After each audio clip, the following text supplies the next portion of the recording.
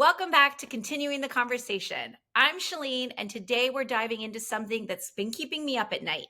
Picture this. You're 25, fresh out of college, ready to climb the career ladder. You landed that entry-level job in tech, finance, or consulting. You're thinking, this is my launch pad. But what if I told you that launch pad is about to vanish? Dario Amodei, CEO of Anthropic, one of the companies building one of the top AIs that's reshaping everything, just issued a warning. And I need you to hear it loud and clear. AI could eliminate half of all entry-level white-collar jobs in the next 1 to 5 years. This isn't something in the distant future. This is the ladder that is being yanked away while people are still mid-climb or just starting out. Today, we're confronting what I'm calling the entry-level apocalypse. And to help us make sense of it and what we can actually do about it, I'm joined by my good friend, Rob, the CEO of CharmIQ. Now, Rob, this isn't just another AI will make us more productive conversation, is it? Thanks, Shalene. And no, Yes. we never really talk about the AI makes us more productive conversation. We're always trying to talk about is this different? What is this thing that we're talking about? Yes. So, Rob, let's start with the hard truth. Amodei said specifically he called out entry-level roles in tech, finance, law, and consulting. Why are these jobs, the traditional career starting points, suddenly in AI's crosshairs? And what makes them so vulnerable? Great question, Shalene.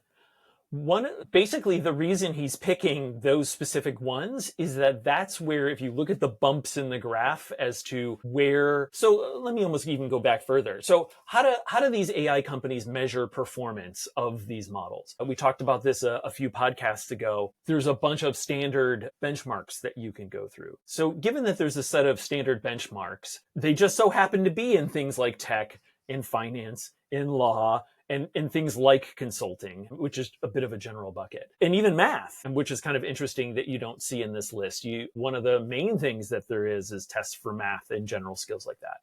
So there's a part of me that just says that the reason why these have been called out is that these are the areas in which these benchmarks already exist. There's not a marketing benchmark, for example. I would be even hard pressed myself to figure that out. So I would say teasing this apart, because we have to kind of look at this from a few angles. Like, are the other ones safe, or why are these ones being called out, and so forth? And what I would say is, again, I think these are specifically called out because they match benchmarks that already exist. And why are there benchmarks there? Just because somebody had a need and they created a benchmark. If there's never been a benchmark made in, can't even think of it. I'll just pick marketing again because I was just thinking about it. Like, if there isn't a marketing benchmark for somebody who works in that field, then there's no way to tell if this has gotten better or worse. Right. Again, with respect to these things. Yep. So that's why I think specifically these were being called out. I don't think that they're special in any way, shape, or form. Now, given our other podcasts and things like that, you know that there's other areas in which these things are. So again, marketing is one of those things. Yes. If you look at copy creation and translators and all of these other types of fields, which again, we're not specifically measuring in these cases, those are similarly vulnerable. And there's been a bunch of studies that did vulnerability checks. There's actually a stack ranking that they did, I would say about 6 to 8 months ago, where they took all of these different industries and they said, well, which ones are most susceptible to it, by looking at the individual skills and then breaking it down and seeing which ones does AI today, Gen AI specifically, affect, and things like that. So that's one side. So like, are there specific fields being called out? Yes. Again, we have stack ranking and so forth. Are there reasons why they might be called out? Yes. Again, we have benchmarks. And now, like, why are entry-level positions so vulnerable? Well, I would say what's really interesting about this is if the opposite was true, if somehow this was, I don't even have to make that analogy. You can just imagine, like, the harder something is, the longer it takes to get there, and the harder things tends to subsume the easier things. So if this was removing 7th year law students, then you would have to assume that it would also remove 1 through 6, right? So just kind of obvious that when you start crawling up a learning ladder, which is what these AIs are doing, that you're going to start at the bottom. So, again, just that's why it's at the bottom. Now, like, are entry-level positions the most vulnerable? And I would say if you haven't hired an intern or if you haven't hired entry-level people in a long time, or if you've never done it, because if you think about it, there's lots of fields in which you don't hire entry-level people. You just hire experienced people. If you haven't hired entry-level people in a while, what's really fascinating, and I'll admit this is both the part I love and I hate about bringing in both interns and low-level entry people, is that you forget what they don't know. You just spend so much time doing what it is that you do that you forget what it was like to start. Yes. And the things that where I spend the majority of my time and where I spend time working with my managers that hire entry level people is to remind them that most college graduates entering the workforce have no idea how to write an email. Absolutely no idea how to communicate effectively, how to set up an ask and a set of constraints and a response and so forth. So most of what you're doing as an entry level anything is you're typically first, you're learning a whole bunch of office style skills, communication, all those things that you just don't learn in college or anywhere else. And the second thing that you do is you're usually given tasks that either have already been solved or can easily be solved by somebody else in the organization, but they just don't have time to do it. And the reason you want to do that is you want to give easy enough tasks so that you can help that person learn how to navigate other systems. So I work in software. One of the hardest things to do with entry-level people is to get them used to massive code bases that they just got introduced to. So you typically give them a very small assignment that's very easy, straightforward, is easily defined within a box that they can find. And again, the reason you do that for a person is to make it approachable. You the first day, you don't want to crush that new person with some terrible work, because you want to slowly build up their skills and their ability to interact with other people in the office. And you just don't want to crush them. So if you think about everything that I just said, by almost definition, those tasks are absolutely going to be the ones that the machine, given the same context, can just go in there and do. And in fact, that's what everybody's well, for the people who are doing it, that's what everyone's doing in software right now. I do it. We have these big lists of things that we have as a backlog in CharmIQ. And most of them, as long they don't affect customers, they're just kind of nice to have and things that you wish you had time to get to. But now I just spend an hour a week or every 3 days, basically 3 times a week, where I just throw my dudes at it and just say solve these problems. And it does an amazing job at those because they're low risk, they're well defined and small. And it usually takes me longer to write out what the problem is than it does to solve that problem. Right. So again, just looking at everything that I just said, wrapping that whole thing up, lots of things are going to be up for this disruption. Right. The second is most of what your entry level people are doing are by design, easy, boxable, well understood tasks that are easily handleable by the AI. Of course. Yeah. So the learning roles, whether it's anything that has been mentioned, right? Any industry, it's more of the learning roles. And it makes sense, right? It's expensive to hire people, and it's really expensive to hire entry-level people because of what you said from even the production side or tech side, even in the sales side. I remember handing, not even entry level, but mid-level, and still getting people to get familiar with our CRM system, with our reporting system, with the internal ways of working with different departments and communication. And for an entry-level person or someone 3 to 5 years, there's still a mountain to climb there in time. So you're right, giving them the smaller projects and problems to work on, or smaller quotas or ramped quotas. But you're right, the AI can come in, has no learning curve, knows all of the ropes in terms of the messaging, the company, the policies, the procedures, because you're simply dropping those context docs in and they're off to the races, right? So for decades, we've been told, and we've been telling young people, start at the bottom, learn the ropes, work your way up. But what happens if the bottom no longer exists and we're about to create an entire generation locked out of that opportunity before even getting started? I mean, there are people graduating today from college and from junior colleges ready to, kind of hit the pavement. So let's talk a little bit about that. Absolutely. So I've had personal experiences with both family members and children of friends who just this cycle are in college, sophomore, junior, senior. They're looking for their first internship.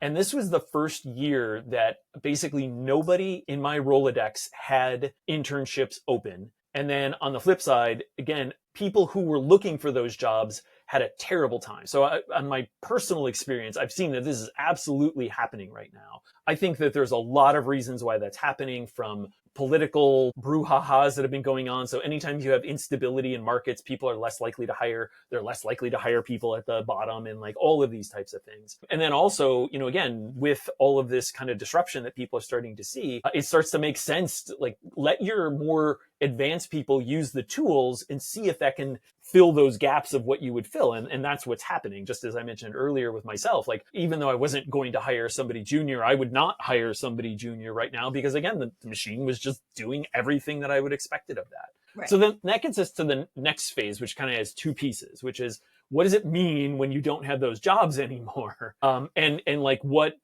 happens next? Like what does it look like? So we got kind of two sides. One is, yeah, we have a whole generation, and I'm going to say this is basically the generation that got screwed with COVID. So double whammy on those poor folks. My heart goes out to all of them, which is they didn't get that very crucial to their career opportunity to get into an internship. Like that usually blossoms people's careers. It's the first time they're in the workplace, like all of these good things. So like we're already seeing those impacts based on the anecdotal evidence I've already put out. I was talking to somebody the other day and has shown that in fact, entry-level people are slowly creeping up in terms of the jobless rates, which is usually typically not what we see. That indicator tends to be less than the regular jobless rate. So not only anecdotal, but like actual published results. And then the other side of this is, well, what happens when you remove the bottom? Mm-hmm. And so let's talk a little bit about this. So what's interesting as I was thinking through these problems is I had a very unique opportunity 10 years ago. I was working with a former co-founder of mine, and he had some interesting ideas about law. And he wanted to specifically see if we could better automate some of the tasks around what paralegals do. And this is 10 years ago. So we went around, we did all the standard stuff that you do as a startup, and you pre-startup at that point is, you ask lawyers, like, what do they think? And what does this mean? And we actually had a really good bunch of conversations with people about what it would mean to the structure of lawyers and that whole establishment if you started chopping off the bottom. Because the obvious question is if you have no paralegals, if you have no people starting at the bottom, then you have no funnel going up, because they don't just magically appear in the middle of the funnel. Right. Like you have to start somewhere and go up. So it was really kind of whiplashy to me that like I've had these discussions with people, and people were freaked out 10 years ago.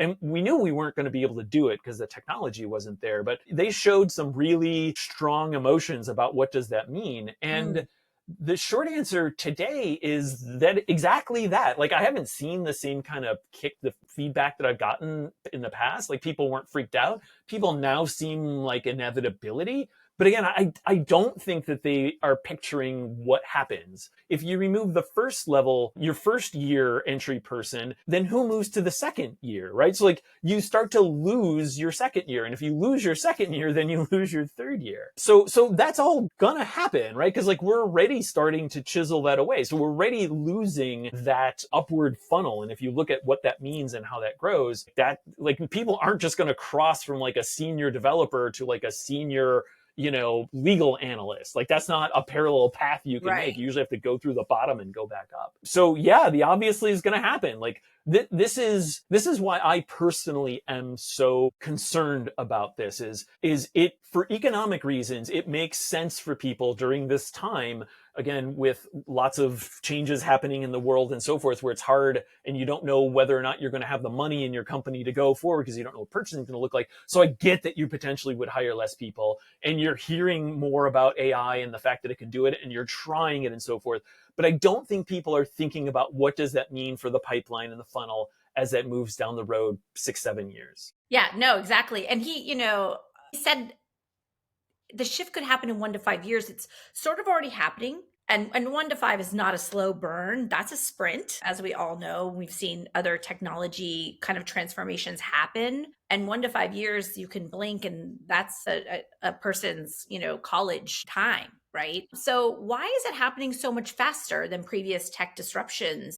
Because, when the internet happened, that wasn't a 1 to 5 year, sprint that happened over kind of a decade, and it's still happening. So what's happening? Why is it happening so much faster? And what's different about AI? Interesting question. And again, and always sorry to do this, but there's a lot. I like to present as many different ways to think about things as possible.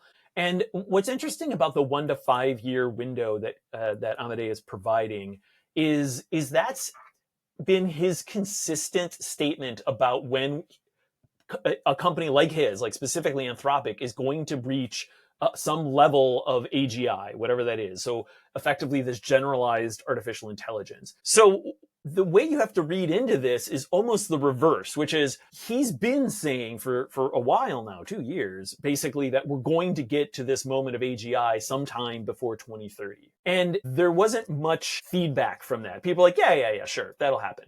And now I think he's doing what I would do in this case, and what I think a lot of us who are in this field doing. Like, we're trying to find tactical things that we can effectively, I hate to say it, scare people on, because like we got to start kicking people in the pants about this. So I think that he's reading the tea leaves well, because again, we've just had published data that says that this is already starting to happen. So he's picking this point, which I think is a really interesting point, which is if you get AGI in the next 1 to 5 years, one of the results is you're going to start to lose those entry-level jobs because they're going to be taken by this. Now, I would say, and again, given some of our previous discussions, when you're talking about AGI, that's not entry-level job. That's talking about it taking an average human and their intelligence and just replace that with with a machine. So replace an average level intelligence human with a machine.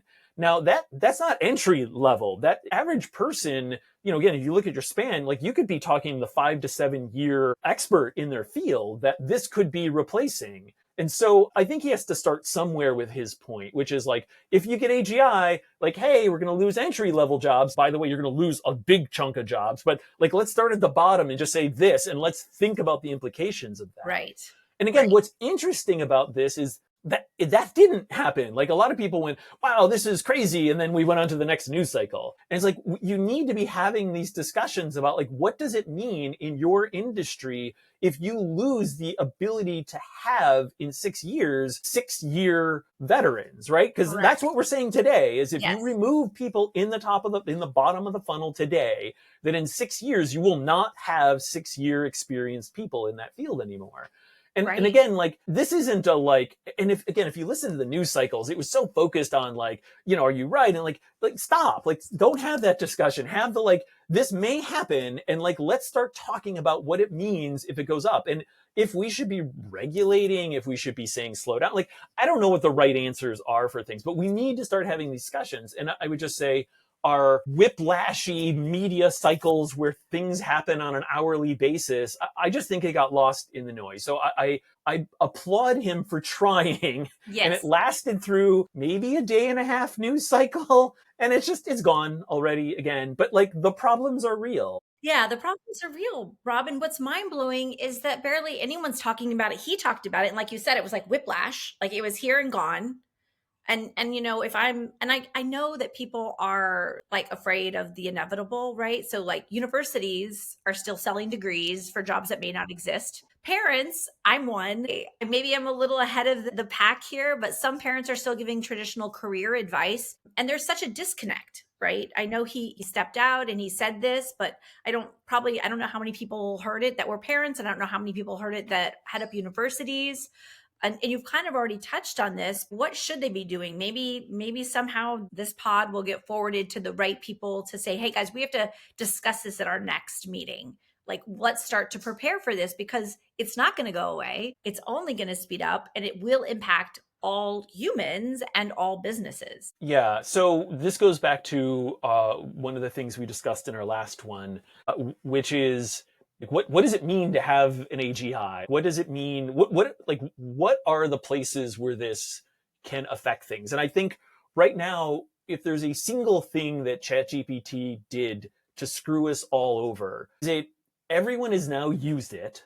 Mm-hmm. Everyone has now used it. And everyone goes, oh, I get it. I know what it is. And And the answer is no, you don't. Because even when you look at the difference between what we do in a platform like Charm and the way that we use it as basically an amplifier for your own intelligence versus this tool that you use for question answering, like when you look at that night and day difference, we can't even get people to understand what we're talking about on the Charm side. So Right. like, again, the problems with ChatGPT is it made it look like a tool and it made it look like a question answering tool. And Yes. people are just not understanding that this is not that. Even again, in some stuff I listened to yesterday, again, some such and such Nobel laureate and like this and this economists are like, this is not going to have any impact. And I'm just like, if we actually go back to, again, previous podcast statement, which is we're not building artificial tool, we're building artificial intelligence, Right. which, doing a little side thing here, I keep on all of the different AIs. So whether that's audio, videos, music, tools, etc. I keep on all of it. I forget the name of the company and I apologize. Just did a really interesting announcement yesterday for virtual avatars.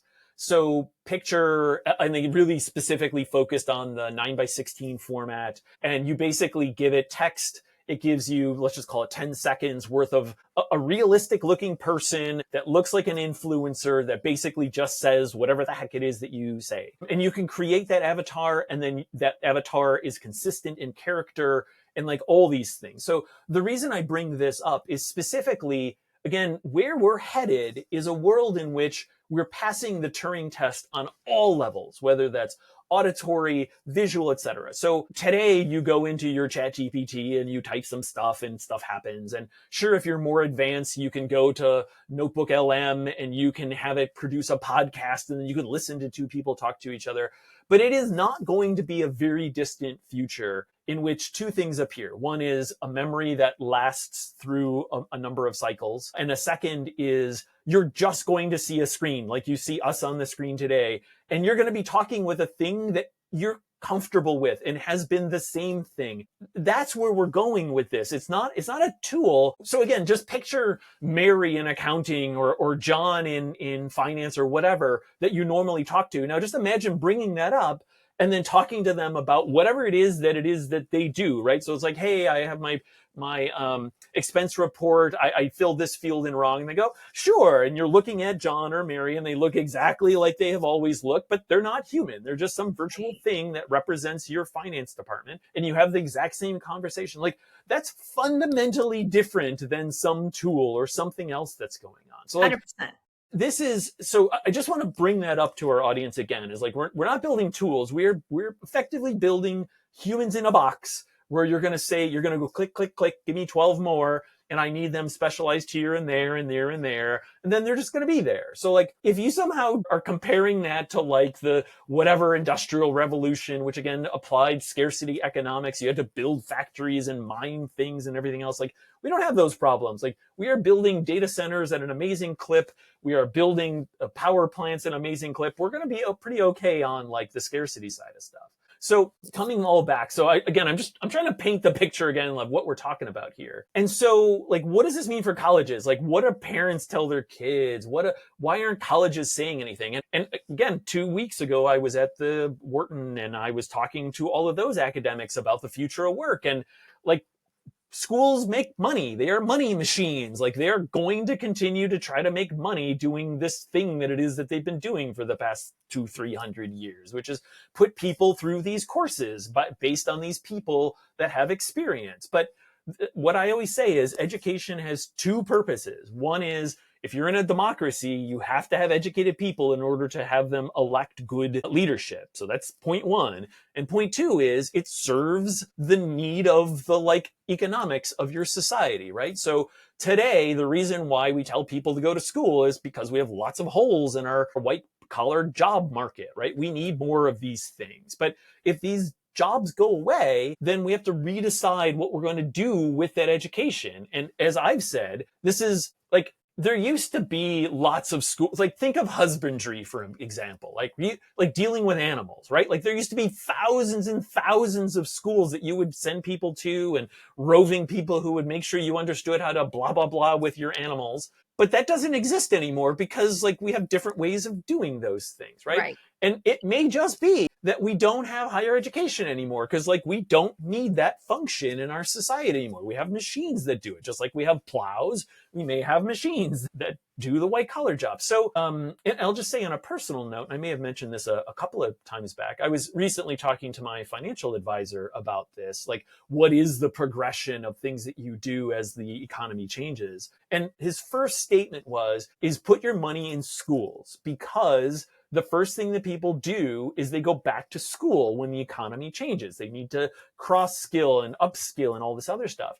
And I'm like, that normally makes sense if there are other jobs in which you can apply those schools to. But I started to get him thinking about the fact that, sure, people may do that initially because, like we're talking about here, people don't know that the world's changing. My financial advisor didn't know that the world was changing. Right. Which is crazy. So, yeah. But there may be a world in which, again, like all of this starts to collapse at the exact same time, right? We lose these entry-level positions because you can do them. Because entry-level positions are disappearing, well, you might not have people going to school anymore. I'll say I think that there's going to be a few years where people try to do that thing where there are still jobs left in certain areas and people try to get cross-skilled in them. But, and again, I hate to be negative Nelly here, but I've spent a lot of time dealing with these artificial intelligences that we've been working on. And it's getting generalized. Like they are going to go to a place where I think a lot of these jobs are going to be pretty well consumed by these machines. So, you know, I don't think people are keeping up. And I know that it takes sometimes decades for universities to change curriculums. And I know a lot of professors that are just dealing with the ChatGPT problem today of like, well, how do you teach people in a school where they can just cheat more effectively and so forth? And yeah, and I think to your point, that's 100% right. Like people might be listening to this like, yeah, right. Like this is going to take my job. You have no idea. I have all the historical knowledge. I know where all the bodies are buried in this company. I know my customers better than anyone. I know all products and services, but I don't think people know, like they think AI and they think ChatGPT. They think question, answer. They think write a paper for me, make my email look better, right? Maybe even like, what do I make for dinner tonight? Question, answer. It has evolved so far beyond that. That is like AI basics, right? AI for dummies. Now you mentioned it. We're talking about avatars. We're talking about people that look like me, that sound like me, that have all of my knowledge, right? In terms of specifically what I do and how to do it. And that can be turned on. Right? Maybe it doesn't replace the whole human, but it can certainly replace part of the human, right? So people aren't really dealing with what's in front of them. And I think we've talked about this earlier is like, what can you do? We are always advising our audience, like what should you guys be doing to get started? It's like, just get started. Learn to collaborate with AI beyond the question answer, right? Beyond the chat GPTs of the world. Go create images, right? Go work and solve complex problems. So collaborating with AI, don't compete with it because it's going to win every time. Take it from us. But the evolution is here. The evolution is now, and it's further along than most of us, what we think. Right. But what is us as humans? What can we kind of future proof ourselves with right now? One, collaboration with AI. You and I talk about it every week, all the time. We do. Don't compete with it. Just do it. What are some other things as humans that we can do to kind of future proof ourselves right now? Yeah, it's a great question. I'm going to go with all what my usual things are when we get to these kind of discussions, which is adaptability is super important during this time. Finding your collective local voices that you can have these discussions with. And sometimes it may be the machine that you're having those voices with, but join us in the comments and have discussions with us, bring up ideas where we can talk about them. But again, as you said earlier, start getting started. Don't freak out because as I've mentioned this story a bunch of times, my mom's a chronic worrier. And I always ask her, or I present the statement of, if worrying will help the situation, then be the best worrier that you can be. But if it doesn't help the situation, then I can guarantee you it won't help the situation. Right. It doesn't help your mental state. It doesn't help anything. So I know it's hard to do, but do the deep breath and relax and breathe through the moment and think about what you should do in these next steps. And again, be adaptable. Try to learn as much as you can about what's coming and what's going. I'll admit, I'm starting to look around and try to find what people like. We're going to go through this interesting change, and there have to be people talking about what the next step is. And there's people talking about post-labor economics, which is super fascinating. And I would say, like, this is amazing to be at this point in our species and just simply say, like, we have the opportunity to decide what we want our futures to look like. And how often does that come up in history where we get to choose? Like, it's happening now. Like, get involved in these discussions that is happening. Like, how do we do this stuff? How do we think about it? How do we support each other? And have those conversations with friends, family, have them with your AI of choice, right? I know a lot of people in my personal and professional lives have already named their AIs that they work with and have relationships with them. It's an interesting conversation to have. I would encourage you to have it. I had it before we taped this podcast today to vet through some of my own experiences and own views and own, kind of own like thoughts around it. So as an individual, those are great tips and great things to do. Obviously, I'm going to let everyone know they should definitely do that through CharmIQ because there's so many different personalities and LLMs within that one platform. So you can get really different perspectives and not just a flat ChatGPT perspective, right? But for the bigger picture, let's talk about the individual. We talked about the individual responsibility. Let's talk a little bit about companies and universities and governments. You've touched on it. Is there anything that you want to kind of seal up there for those folks that are listening that are leading organizations, working in organizations or universities? How should those folks kind of be thinking about it and preparing? Absolutely. So what's interesting, I was going to bring this up earlier, but I'll just bring this up in this context. What was interesting about Amodei's statement when it came out was I was starting to think about where we are in this progression and what it means. And again, it's specifically in my field where I have the most experience and the most exposure, which is around software and things like that. As I mentioned earlier, it is extremely easy and straightforward to go into a code base, take your Windsurf or your cursors or even your GitHub Copilots, and you can just give them a problem and they'll go through your source and they'll show you how to solve that problem. I literally did one this morning, something that I thought that was going to take me an hour to do. Took me maybe 2 minutes for the machine just took care of. Like, again, I've been doing this job for 30 years. I know how to bite size my work. I know how long things took. And again, I allocated an hour for a task that literally took 2 minutes. I bring this up because the thing that's been on my mind is we've, in about the past 2 years-ish, it's been about 3 if you really look at how long we've been putting gas on the fire of the Gen AI. We've gone from effectively nothing to where we are today, where we're having these discussions, and that's 3 years. Now, what's interesting about that is, again, in my field, we've effectively eliminated the need for first year developers. It is absolutely moot to do that. And so now that what I mentioned earlier and what I'm going to carry on with now, which is like, well, how do you think about that? Given the fact that I have no more entry-level people coming in, that means by definition, I don't have a second year person coming in available tomorrow or next year, I should say.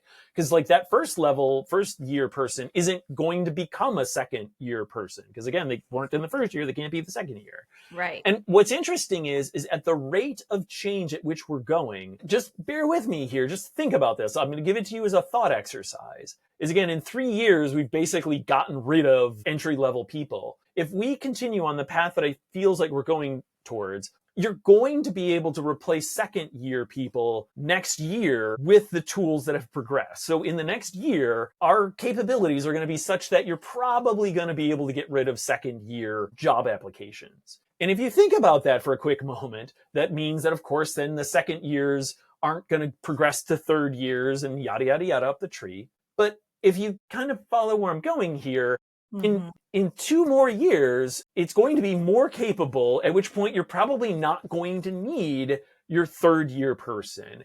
And in 3 years, it's going to be more capable. You're probably not going to need your 4th level person.